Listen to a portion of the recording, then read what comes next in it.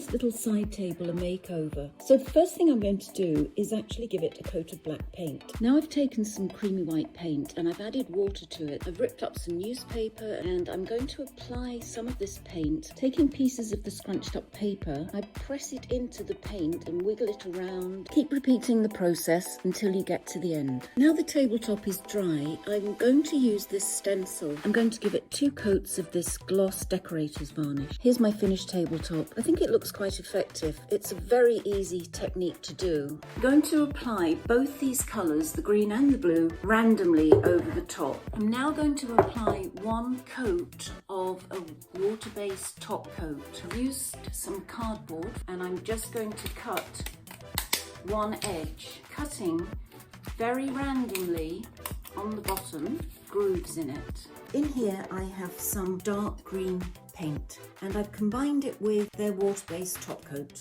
I apply the green paint on top, okay, and then taking my cardboard, going to randomly scrape into it, okay, so then we go on to the next bit, working just randomly, but I decided to follow some of the contours with a metallic gold gel pen. And here's my finished table. I actually decided to paint the edges gold to tie in the gold that I had done on the top.